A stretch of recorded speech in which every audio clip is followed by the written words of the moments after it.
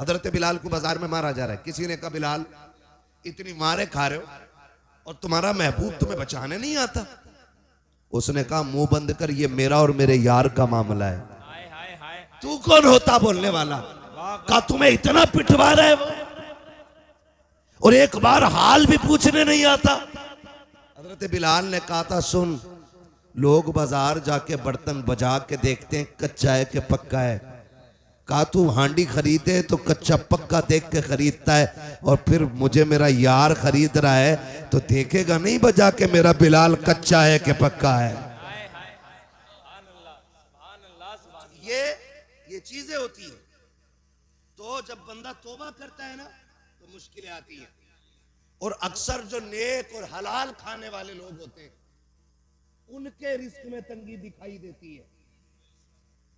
तो वो कहते हैं यार हमसे अच्छा तो वो है, 3 मंजिल मकान यहां बना लिया और 2 वहां प्लॉट खरीद दिए, और है देखो किसी का 1 रुपया हराम का नहीं खाते और फिर भी इतनी मुश्किलों में। ओ भाई जब तुझे ये ख्याल आए ना तो फिर सजदे शुक्र अदा करना, कहना मालिक तूने गरीब रखा है लेकिन गंदा नहीं बनाया है। इसलिए कि अगर आप पे ये सितम है ना, आप इस मुश्किल में हैं, आप इस उलझन में हैं कि आप तंग दस्ती में, तो समझ लेना आपका रब आपको करीब बुला रहा है। इसलिए कभी नौजवान दिल थोड़ा ना करना। होता क्या, जैसी मुश्किलें आई तो औरत कहती है जी लो ये बुंदे रखियो, बनिए क्या, और उससे पैसे लियो। तो ब्याज पे बुंदे रखे नहीं और बुंदे बोलो, चैने रखी, अंगूठी सारी खत्म, क्योंकि हराम लेन देन में अल्लाह ने बरकत नहीं रखी है। बरकत नहीं रखी। आपको हराम कमाई की बिल्डिंग तो दिखाई देगी ऊंची, लेकिन वो ज्यादा दिन तक नहीं रहने वाली है। हाँ, गरीब का छप्पर ना 100-100 साल तक टिका रहता है, क्योंकि अल्लाह ने उसमें बरकत दी है, बरकत रखी है, उसके अंदर बरकत रखी है। तो मुश्किल अगर आ जाए ना तो हिम्मत नहीं आ रही, किधर जाना है। फरमाया गया मुश्किल अगर आ जाए ना उधर ना देखो, दीवार पे चढ़ने वाले लोग अच्छे नहीं होते, तो मुझे देखो, करो मेरी तरफ देखो, जरा बोलो सुभान अल्लाह। हाँ जी, मैं आपको बस आखिरी बात बता रहा हूँ फैजान भाई, खुदा सलामत रखे। मैं बहुत कोशिश कर रहा हूँ, अल्लाह करे ये बात जहन में उतर जाए। जब मुश्किल आए ना तो हराम की तरफ नहीं, मस्जिद की तरफ जाना है। किधर जाएंगे? मस्जिद की तरफ। क्यों? रज़्ज़ाक़ कौन? अल्लाह। रब कौन है? इतना तो पता ही होगा यार। रब कौन है? खालिक कौन? मालिक कौन? रज़्ज़ाक़ कौन? रज़्ज़ाक़ कौन? रज़्ज़ाक़ कौन? रोजी अल्लाह देता है ना। तो ख्याल रखिएगा, मुश्किल आए तो फिर रब की चौखट पे आना है ना। और दुनिया वाले आप उनसे जाके भीख मांगो, एक बार दे देंगे, ले भाई हाँ तुम आ गए, अच्छा लो 100 रुपये ले जाओ। अगले बाजार फिर पहुंच जाओ, अच्छा फिर आ गए लो, तीसरे बाजार आ जाओ, क्या बात है बाजार, अच्छा ले 3 बार, चौथी बार भाई तेरा तो पेशा ही हो गया, फिर आ गया तो। लेकिन खुदा वो है जितना मांगो उतना राजी होता है, जितना मांगो उतना ही राजी होता है। लेकिन मांगने वाला भी होना चाहिए, ऐसे ही नहीं है हम ना शुक्रिया करें ना फरमानिया करें और रोजी हमारे दरवाजे पे पड़ी रहे, ऐसा नहीं हो सकता है। और याद रखिएगा, याद रखिएगा, सबसे बड़ा वजीफा यह है कि जब रिस्क की बरकतें खत्म होने लगे, जब घर में फाके होने लगे, तो अल्लाह की सबसे बड़ी रहमत जो बेटी की शक्ल में आई है, उसे मुसल्ले पे आगे बैठा और बैठा के उससे कहे तू भी झोली फैला, मैं भी हाथ फैलाता हूँ, और अल्लाह से कहे अल्लाह इस बेटी के सदके में रिस्क में बरकत अता फरमा, खुदा की कसम, हाथ नीचे बाद में आएंगे, अर्शों से रिस्क का इंतजाम पहले कर दिया। नौजवानों, हमें भड़काया जाता है, हमें रोड पे लाया जाता है, हमारे जज्बात के साथ वो खेल खेला जाता है कि ये बेवकूफी करके निकले और हम इन्हें निशाना बनाएं। मेरी बात बहुत गौर से सुनिएगा। हमारे लिए जाल बिछाए जाते हैं और उसमें हम फंस जाते हैं और फिर उसके बाद दुनिया को तमाशा दिखाया जाता है। मेरी आपसे बस इतनी गुजारिश है, किसी भी मसले को लेकर के आप उस वक्त तक रोड पे ना उतरें जब तक आपके साथ आपके कायद की क़यादत ना हो।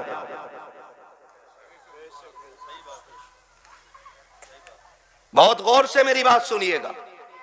आप उस वक्त तक रोड पे ना उतरें जब तक आपके साथ आपके कायद की क़यादत ना हो,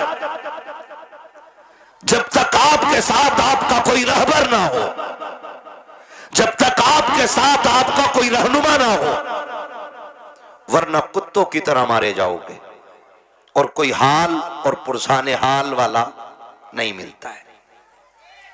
फिर जमाने ठट्टे लगाते हैं, दुनिया हंसती है।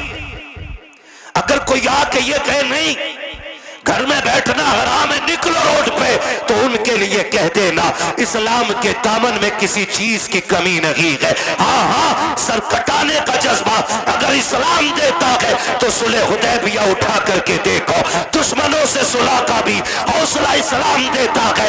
अपने आप को तबाह करने की जरूरत नहीं है। कितने बेटों के साथ जिंदगी से खेला गया है, कितने बच्चों की जिंदगी बर्बाद कर दी गई है। हमारा ना कोई कायद था, ना रहनुमा था, और हम बस नंगे पैर दौड़ जाते हैं। तुम्हें खुदा का वास्ता अगर निकलना हो तो पहले कायद को आवाज दो। अगर हमारा कायद आगे आ जाए तो फिर रुकने की जरूरत नहीं है, फिर ऐलान करके बता दो कि मोहम्मद से वफा, तूने तो गम तेरे है, ये जहां चीज है क्या लो हो कलम तेरे। ये मेरा पहला पैगाम आपके लिए। क्या है ये पहला पैगाम? बिना कायद, बिना रहनुमा के रोड पर बोलो, नहीं निकलना है, नहीं निकलना है। सारे लोग हमें घेरे हुए हैं, हम सारे दुश्मनों के बीच में हैं। आप देखते हो कभी खड़े हो रामपुर दोराहे के चौक में, लोगों के पेट में दर्द होता है ना? नकाब वाली औरत या टोपी वाला मर्द हो, चेक इन के नाम पे हर गाड़ी रोकी जाती है। फिर वहीं खड़े होकर आप तमाशा देखो कि जो तुम्हारे जैसे नहीं है उन्हें कोई पूछने वाला भी नहीं है। हर एतबार से निशाना बोलो हम ही हैं, निशाना हम ही हैं। हमें होश के नाखून लेने पड़ेंगे। मुझे एक बात बताओ, बाहर वाले भी दुश्मन अपने और अंदर वाले भी दुश्मन अपने। आप मुझे बताइए हम किससे लड़ें? बाहर वालों से लड़ें कि अंदर वालों से लड़ें? आपसे मेरी इतनी गुजारिश है, सफों में इतनी मजबूती पैदा कर लो कि तुम्हारी पहचान बिरादरियों और सिलसिले और शजरों के नाम पे नहीं, सिर्फ एक नाम होना चाहिए कि ये जितने बैठे हैं मोहम्मद अरबी के गुलाम बैठे हुए हैं। ये ख्याल रखिएगा। किसी कौम का एहतराम सैयद को छोड़ के इसलिए नहीं होता है कि वो आला कौम रखता है। हम किसी भी बिरादरी का बंदे का हाथ इसलिए चूम लेते हैं कि वो अगर हुजूर के दीन का वारिस होता है तो हमारे सर का ताज होता है। यही मयार होता है कि नहीं? बोलो। तो फिर हमारे झगड़े काहे के? कितने झगड़े हो गए? सिलसिलों का झगड़ा, खानकाहों का झगड़ा, पीरा मुरीदी का झगड़ा, बिरादरी का झगड़ा, खानदान का झगड़ा, मैंड का झगड़ा, भाई भाई की शिरकत और बंटवारे का झगड़ा। इतने झगड़ों में हम फंसे रहते हैं। तो मैं खुदा का वास्ता दे के कहता हूं, आपसी झगड़े न कीजिएगा, आपसी झगड़े न कीजिएगा। अगर आपके हिस्से में इतनी कम रह गई है ना अब्बा की जमीन, तो फिर भाई पे मुकदमा नहीं करना है। भाई पे मुकदमा टेंशन हो रही है इन बातों से क्या? भाई पे मुकदमा, बोले भाई पे मुकदमा नहीं करना है। और जिसने हराम की दवा रखी है वो भी सुन ले, अगर इतनी सी तुमने हराम की दवा रखी है, अल्लाह कयामत में 7 जमीनों की मिट्टी इकट्ठी करा के गठरी बांध के सर पे रखवा के फिर कहेगा इसे लेके चल। और जब नहीं चला जाएगा ना, चूटियां इतना सुराख करती हैं तो इतनी मिट्टी निकाल देती हैं, और 7 जमीनों की इतनी मिट्टी निकाली जाए तो क्या हाल बनेगा? लेके चल लेंगे हम लोग? बोलो, लेके चल सकते हैं हम लोग? नहीं ना, तो फिर पीछे आग के कोड़े लेके खड़े होंगे, मारा जाएगा, चलाया जाएगा। इसलिए खुदा का वास्ता है, किसी भाई की नाजायज प्रॉपर्टी पे निगाह ना बिगाड़ना, अपने भाई के हुकूक को हराम समझ के डकार ना लेना, फ्री का समझ करके किसी की जायदाद पे कब्जा ना करना। वरना याद रखिएगा, भाई तो तुम्हें नजरअंदाज कर सकता है, भाई हो सकता है तुमसे कमजोर हो या शरीफ हो, तुम्हारा मुकाबला ना कर सके, लेकिन जब अल्लाह की अदालत लगेगी और जब मीज़ान पे अमल तोले जाएंगे, बड़े बड़ों के माथों पे पसीना आएगा, कोई बचाने वाला नसीब नहीं होगा। अगर ये चाहते हो कयामत में सुरखरू हो जाओ तो हक खा के न मरना, हक दे के मरना, ताकि तुम हक दे के जाओ तो कब्र में कोई अजान ना भी पड़े, फिर भी खुदा की रहमतें तुम्हारी कब्रों में उजाला करना शुरू कर।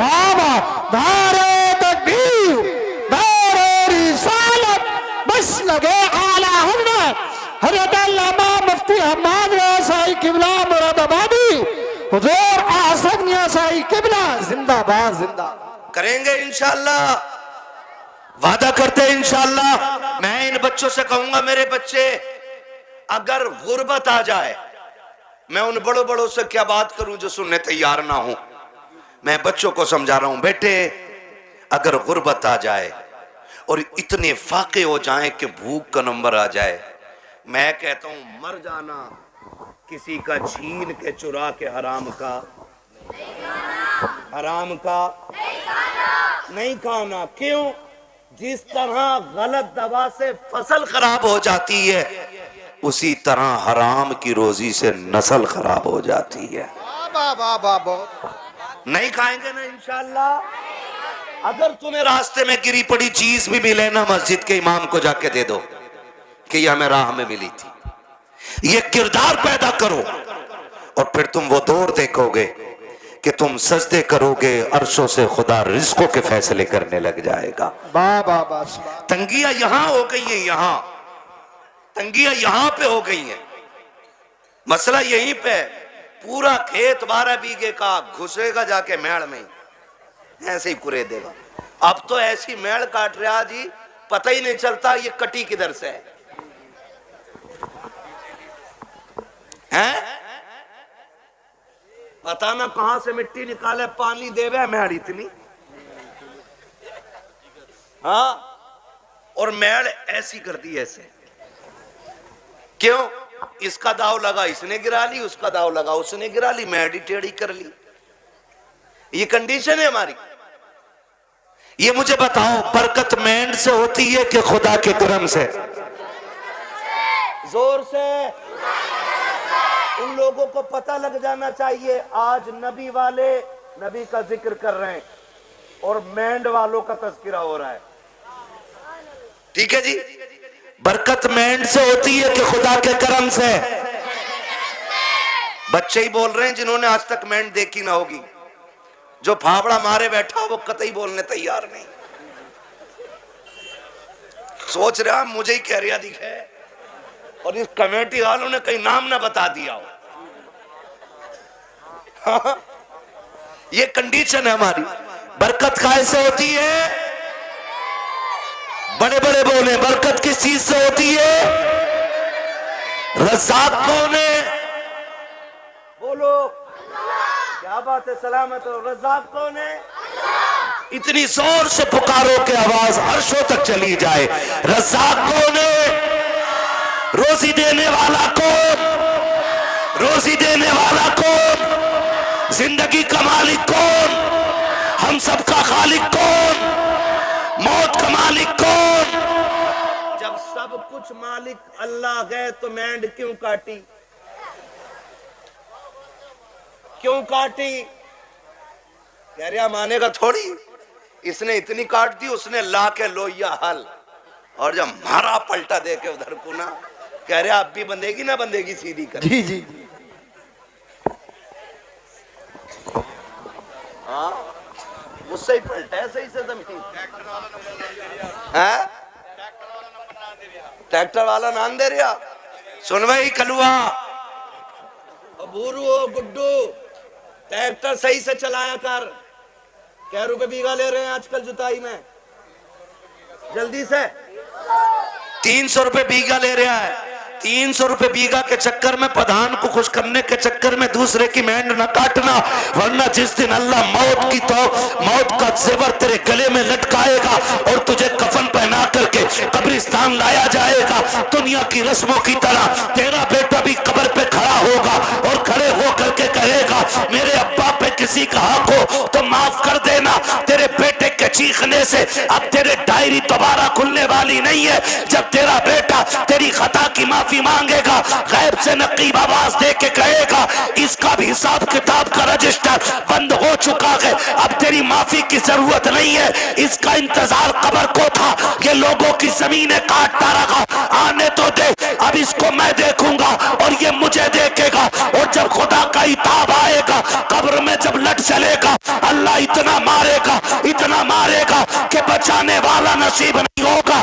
300 रुपए के लालच में किसी की जमीन काट के ना जा, बल्कि गरीब का भला करके चला जा, यहाँ भी तेरा भला रखेगा, जाने के बाद कब्र में भी तेरा भला होता। बाबा दारे तकबीर, दारे रिसालत, मसलके आला हज़रत ख्वाजा का हिंदुस्तान, मिर्जापुर का सुन्नी मुसलमान, दारे हैदरी जिंदाबाद करेंगे इंशाल्लाह। और सुनो, छीन के खाने से बरकत नहीं होती, आगे का उठा के लौटाने से बरकत हुआ करती है। आगे का उठा के देने में बरकत है।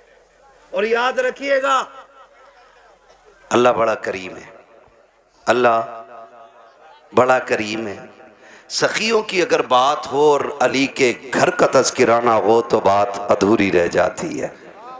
वो कहा था ना किसी ने, ये चक्की फातिमा की चल रही है, जमाना जितना लंगर खा रहा है। समझ रही है कौन लोग हैं? ये वो लोग हैं जिनके घर में खुद 7-7 दिन के फाके होते थे, आज दुनिया उनके नाम का लंगर खा रही है। जिनके अपने बेटे गिरवी रखे गए, लेकिन आज दुनिया उनके घर की खैरात खा रही है। लेकिन तारीख में खुदा की कसम एक लम्हा ऐसा नहीं मिलता है कि जिस लम्हे में कोई खातून जन्नत के दरवाजे पे मांगने आया हो और खाली चला गया हो। वाह बाबा जिंदाबाद, खाली चला गया है ना। कोई लम्हा ऐसा नहीं मिलता है कि कोई आया हो और खाली चला गया हो। माफ कीजिएगा, पहले का दौर बड़ा अच्छा था। पहले कहते थे मेहमान आएगा तब खाएंगे, और आज दस्तरखान बिछा हुआ, आगे फूफा कह रहा लल्ली ले उठाइए बाद में खाऊंगा, पहले फूफा से निपट लूं। जी जी हाँ, बिछाया दस्तरखान हम उठवा देते, बिछाया दस्तरखान। मेरा नबी है, हुजूर की बारगाह में परदेसी आया है कोई। जी जी तवज्जो है सारे लोगों की? ये पानी है, पानी है, ये नई चीज नहीं है ना। तवज्जो है आप लोगों की मेरी तरफ? बस सुने बहुत गौर से। हुजूर की बारगाह में ना परदेसी आया, उसने आके कहा या रसूलल्लाह बड़ा भूखा हूं, खाना खिला दीजिए। बहुत गौर से एक बंदा मेरी बात सुने। भूखा हूं, खाना खिला दीजिए। मेरा नबी मिंबर पे, हुजूर उठ के खड़े हुए, है कोई जो मेरे मेहमान को खाना खिला दे? 300 से ज्यादा सहाबा मस्जिद में, 300 से ज्यादा, और आका कह रहे हैं है कोई जो खिला दे? कोई नहीं उठा। फिर आका ने कहा है कोई जो मेरे मेहमान को खाना खिला दे? फिर कोई नहीं उठा। जब तीसरी बार कहा कि है कोई जो मेरे मेहमान को खाना खिला दे, हजरत सलमान फारसी उठ के खड़े हो गए, या रसूल अल्लाह आका ऐसा नहीं है कि इनके पास है और खिलाना नहीं चाह रहे। सरकार जितने मस्जिद में बैठे हुए ना आज सबके फाके, मगर हुजूर इजाजत दें तो मैं एक ऐसा घर जानता हूं जिस घर से कोई खाली नहीं लौटा है। अगर आप कहें तो मेहमान को मैं ले जाऊं। हुजूर ने सलमान फारसी का मुंह देखा, मुस्कुरा दिए, समझ गए वो घर किसी और का नहीं, मेरी बेटी फातिमा जहरा ही का होगा। हुजूर ने फरमाया ठीक है ले जाओ। हजरत सलमान फारसी आए, सैयद कायनात का दरवाजा खटखटाया। मंदक्कल बाप, दरवाजा किसने बजाया है? आवाज आई सलमान फारसी। चचा कैसे आना हुआ? का एक मेहमान आया है और भूखा है, किसी के पास इतना नहीं कि कोई खिला दे उसे। सैयदा तुम्हारी चौखट से कोई खाली नहीं गया है। अंदर से आवाज आई, चाचा मेहमान को थोड़ा साइड कर दो ताकि घर का राज न खुलने पाए, दूर कर दो। आपने मेहमान को थोड़ा दूर किया। सैयदा ने दरवाजा खोला, का चाचा झांक के देखो ना, मेरे दोनों शहजादे भूखे जमीन पे सोए हुए हैं। आज मेरे घर का फाका 2 दिन हो गया है। कुछ होता तो मैं अपने बच्चों को भी खिलाती। सलमान फारसी की गर्दन झुकी, वापस जाने लगे। जैसी वापस पलटे, कहा चचा जरा ठहरिए तो सही। कहा क्या बात चचा, उदास क्यों हो? कहा उदासी की बात यह है आज नबी के शहर में कोई मेहमान भूखा सो जाएगा।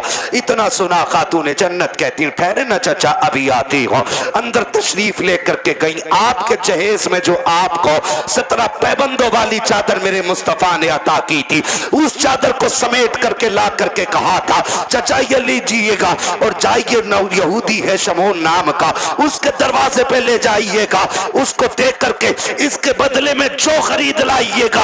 हजरत सलमान फारसी ने चादर ली है, रोते हुए यहूदी के दरवाजे पर गए हैं। मेहमान भी साथ साथ जा रहा है। जब शमून के दरवाजे पे गए, उसने चादर हाथ में ली है और उसकी खुशबू सूंघ के कहता है यह चादर किससे लेके आए हो?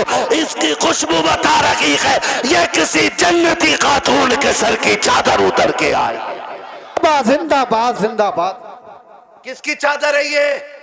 हजरत सलमान फारसी फूट के रोने लगे, कहने लगे ये उस घर की चादर है कि जिस घर की चौखट पे बेइजाजत जिब्रील भी नहीं आया करते हैं। उसने चादर को खोला, कहा किसकी चादर है? का ये खातून जन्नत नबी की शहजादी की चादर है। उसने इतना सुना और अपनी उस चादर को सीने से लगाया। कहा ठहरो ठहरो ठहरो।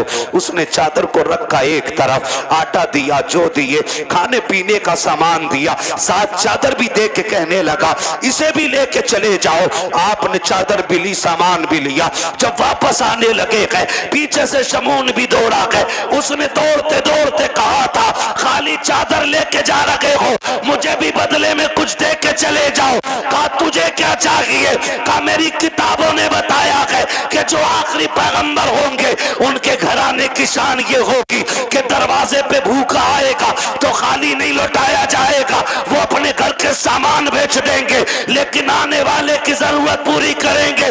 उसने कहा था मैं समझ गया जिसकी बेटी का किरदार ऐसा है वो नबी की अज़मतों के साथ दुनिया में आया हो। बाबा सुभान अल्लाह सुभान अल्लाह। अल्लाह अकबर। ये तारीख रही है, ये तारीख रही है। खातून जन्नत ने दिया। अब वो मेहमान भी देख रहा है, वो मेहमान भी देख रहा है, मेहमान भी देख रहा। भाई जब उनके गदा भर देते हैं शाहान जमाना की झोली, मोहताज का जब ये आलम है, मुख्तार का आलम क्या होगा? आज हमारे दस्तरखान बड़े तंग हो गए, तंग हो गए दस्तरखान। माफ कीजिएगा, रोटी खाने बैठा है, कुत्ता आ जाए, कह रहा लल्ली डंडा मार, और करवट में हो तो रोटी छोड़ के खुद ही मारता धाड़ से। फिर कह रहा बिस्मिल्लाह वाला बरकतिल्ला। सुन और गौर से सुन, कुत्तों की अपनी खेती नहीं होती है, कुत्तों का अपना बिजनेस नहीं होता है। खुदा जिसके दरवाजे पे किसी को भेजता है ना, तो वह इसीलिए भेजता है कि उसको इस लायक बनाया है उसने। बेशक सुभान अल्लाह सुभान। उसको इस लायक बनाया है उसने।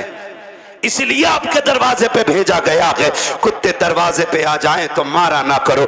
क्या चला जाएगा, आधी रोटी उठा के डाल दे, तेरी आधी रोटी से गुर्बत तो नहीं आ जाएगी, लेकिन कुत्ता आधी रोटी पे कनात कर लेगा। आधी रोटी खा के वो सब्र से बैठ जाएगा। उसको लाठी डंडे से ना मारिए। अगर मेहमान ना आ सके तो जानवरों को खिलाया करो। कुत्ते भी ना आ सके तो परिंदों को खिलाया करो। वो भी ना हो सके तो चूटियों को खिलाया करो। इसलिए कि जो तुम खाते हो वो गंदगी बनता है, और जो रब की मखलूक खाती है वो दुआएं बन के अर्शों से टकराती है। और जब दुआएं जाकर के अल्लाह के अर्श से टकराती है तो एक का रिस्क नहीं बल्कि अल्लाह 7 पुश्तों के रिस्क का इंतजाम फरमा दिया कर। सुभान अल्लाह, सुभान अल्लाह। और ये सबसे बड़ा वजीफा है, ये सबसे बड़ा वजीफा है। जान रहे हो, बारात लेके जा रहा है ना, बारात कितने चलने बारात में? बिल्कुल फुर्सत में ही है सब। 450। जिस बूथ पे वोट डाल दें उसे ही जिता दें, ऐसे ही है ना। 450 बारात जा रही है। तो कह रहे बारात में कह रहे यहाँ चलिए उधर। यार हाफिज जी तुम ना होगे ना तो बात खराब हो जाएगी यार। कंगे से कोई जानता भी ना दिखे, ये बदमाशी दिखा रहा है। और जब वलीमे की बारी आई ना अपने बाप के घर खिलाने की, कह रहे ना मैं तो गरीबों को ही खिलाऊंगा बस। एक हाफिज जी और 4 गरीब आदमी। मैंने सुन्नत अदा करी है। वो बेगैरत, कल जो 400 450 लेके गया था तेरे बाप ने कमा के रख दिया था। ये कंडीशन है हमारी। निकाह इतना आसान कर दो कि कोई बेटी होने पे शर्मिंदा ना हो। इतने आसान कर दो निकाह कि कोई बेटी बाप के आगे नजरें झुका के खड़ी ना हो। निकाह इतने आसान कर दो कि बेटी मुस्कुरा के कहे शुक्र हुजूर की उम्मत में पैदा हो गई हो। इतने आसान करो निकाह। लेकिन जब बारात ही 450 की हो और उसमें भी ना कौरमे के अलावा कुछ ना चलेगा जी। क्यों? दाल से कैंसर हो जा है काय का? हाँ। और वो कुत्ता कटिंग खाना देखा है? बफर गए में कब अम्फर गए में? अरे खड़े होके जो खाते हैं उसे क्या कहते हैं? सुन लो भाई स्टैंडर्ड वाले सुन लो। है स्टैंडिंग। कितना अजीब दौर आ गया। जब हम छोटे थे ना बारात में जाते थे तो एक जगह बैठा दिया जाता था और कोई पाल पे या जमीन पे इज्जत से बैठाते थे वो लोग। एक चावल लेके आ रहा है, पीछे से बूरा लेके आ रहा है, उसके पीछे से घी लेके कोई आ रहा है, ठीक है ना, ये चलता था। फिर कोई चावल है, किसी के हाथ में सालन है, किसी के हाथ में पानी है, मेहमानों की तरह खिलाया जाता था। अब ना सारे तबाकों में नुकसानी कर दी बैलों की तरह। आओ और नांदों पे लग जाओ। और लोग कह रहे हैं ये स्टैंडर्ड नहीं है, ये कुत्ता कटिंग खाना है। हाँ आओ लग जाओ। हालत देखो, कहीं नंगे पहुंच जाते हैं ना तो वो यूज एंड थ्रो, वो प्लेट जो आती है फाइबर की, गत्ते वाली जो प्लेट होती है ना यूं टूट जाती है फाइबर वाली, उसमें चावल रख लिया। आगे देखो कोरमा, अरे कबाब, ये तो बहुत देर बाद दिखे, वो भी उसमें। क्या आगे चला, अरे शामी कबाब भी है, वो भी उसमें। और आगे देखी कोल्ड ड्रिंक, भर लिया गिलास, अब गिलास लिए घूम रहा। अब ये बता खागा कैसे है? खागा का जर्दा भी मार दें उसमें ही। जियो यार, सलामत रहो, बड़ी हिम्मत है भाई। हम एक दिन कोई गुलाब रेस्टोरेंट है, कौन सा है वो, पाक बड़े वाली साइड में ना, एक दिन भाई उसमें हम दावत में चले गए, अल्लाह माफ करे, हमें तो रोटी हाथ ना आई। हाथ क्या ना आई, हमने देखा सारे कुत्तों की तरह खा रहे। मन के चलो लौट चलो, इंसानों की यहां गुंजाइश ही नहीं। हाँ इंसानों की। एक बुड्ढे बड़े मियाँ को देखा, साहब भाई कोरमा प्लेट चिच्चा रही और लिए घूम रहा, तमाम सफेद कपड़ों पे। इसके लिए मर गए हम। शादियां इतनी महंगी कर दी हैं कि आज गरीब खून के आंसू रो रहा है।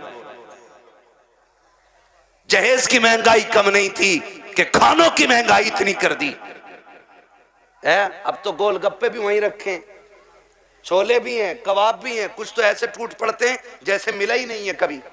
और सच्ची बात बताऊं, ये टूटने वाले वो होते हैं जो अपने बीवी को छींचड़े फेंकने पे भी गालियां बोलते हैं। हाँ भाई, और लड़की वाले से कहते हैं सुन हड्डी ना हो कोरमे में, क्यों बगले लेके आएगा। एक बेटी को पालने में बुढ़ापा आ जाता है बंदे पे, एक बेटी को पालने में। आज तुम फेंकते हो खाने को, आज बर्बादी कर रहे हो, आज तुम्हें किसी के बाप की इज्जत की परवाह नहीं है। कल जब तेरे आंगन में बेटी आएगी तब तुझे पता चलेगा बेटियां कितनी कीमती हुआ करती है। तूने किसी की बेटी को एक बोटी के लिए जलील कर दिया, एक रोटी के लिए जलील कर दिया।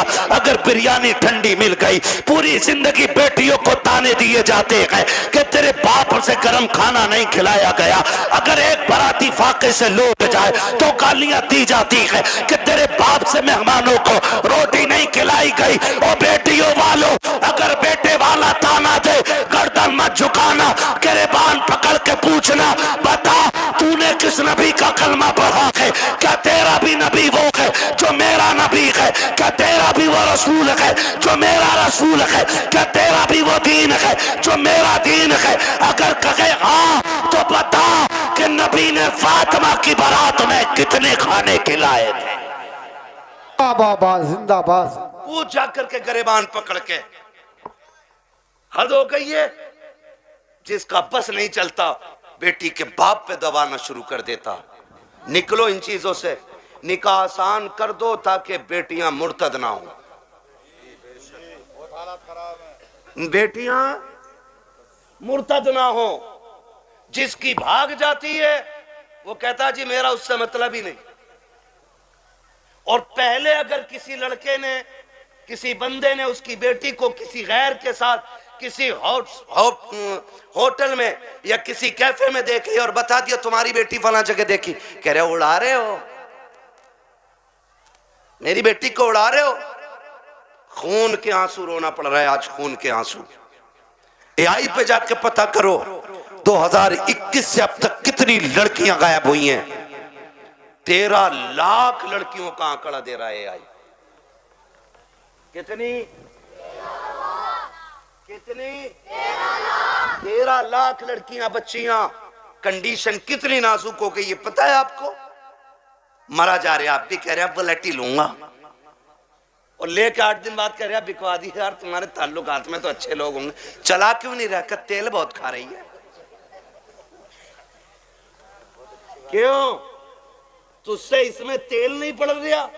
और बेटी के बाप ने अपना खून नहीं छोड़ के तुझे दे दिया। कह रहा बिकवा तो बुलेट इसकी जगह बोलूंगा मैं।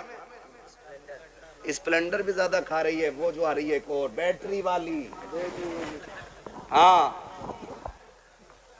और बुड्ढो अब्बा से गुजारिश करूंगा, ये बुड्ढे अब्बा जो होते हैं ना, लिस्ट लिए घूम रहे आप बेटे की बारात में, कह रहे ये सारी चीजें होनी चाहिए, सारी चीजें। कह रहे आप बुलेट ये वाली हो, बेड ये वाला हो, सोफा ये वाला हो। और बुड्ढे की कंडीशन ये है कि एक दिन भी लल्ला इसे बेड पे लेटन नहीं देगा। और मरा जा रहा कि पिलाई 3 सूत से कम ना हो, 3 इंची वाली पिलाई चाहिए। और फिर कह रहा देखो जहेज जो उठा रहे ना, उनसे कह रहा बेड हल्का है भारी है भाई, ऐसा लग रहा है इसके बाप ने बनवा के रख दिया है, हल्का है भारी। निकलो यार इन चीजों से कब तक। बताओ मुझे एक बात बताओ, बेड घुनेगा कि नहीं? गाड़ी खराब होगी कि नहीं? बोलो। जहेज खत्म होगा कि नहीं? तो फिर ऐसी चीज के लिए क्या मरना जो खत्म होने वाली चीज है। और बेटियों से भी गुजारिश करूंगा, ये जो मुखिया की बेटी को देख के अपने अब्बा से कह रही है अब्बा 12 फीट वाला ही फर्नीचर बनवाइयो मेरे कमरे में भी। बेटियों से मेरी गुजारिश है, कभी अपने बाप से फरमाइश ना करना। और और लड़कों से गुजारिश है जो बाप से दगा करके तुमसे शादी करे उससे कभी निकाह ना करना, इसलिए कि जो बाप को छोड़ सकती है जहर देके वो तुझे भी मार सकती है, ये याद रखना बिल्कुल। हाँ 1.5 घंटा हजरत नाली पे बैठ कर फोन पे बात करके कह रहे अब्बा जैसी मैंने देखी है तुम 7 साल में नहीं देख पाओगे। ये कंडीशन है हमारी है। आप अंदाजा लगाइए ना मेरी बात जो मैं कह रहा हूं। हाँ इमाम साहब फजर में 2 रुकू पढ़ दे 1 रकात में, कह रहा लो कल से आने ही ना हमें भी, कह रहा टांगे पत्ती आ गई, 2 रुकू में टांगे पत्ती आ जाती हैं और 1.5 घंटा नाली पे खड़े होकर मच्छर काट रहे हैं, डेंगू बन गया, फोन ही नहीं हट रहा कान पे से। ये आशिक नहीं होते, ये मलेरिया की औलाद लवेरिया होते हैं। आपसे मेरी गुजारिश है वो बच्ची हमारी नस्ल को अच्छा बना ही नहीं सकती है कि जो अपने माँ बाप से गद्दारी करके हमारे घर में आई होगी। ये याद रखिएगा। और बेटियों से कहना चाहता हूं सुनो, ऐसे भी होते हैं छपरी, 3 महीने मुंबई में काम करके बाल यहां को लटका के और कड़ा पहन के बुंदे लटका के और यूं चल रहा यूं,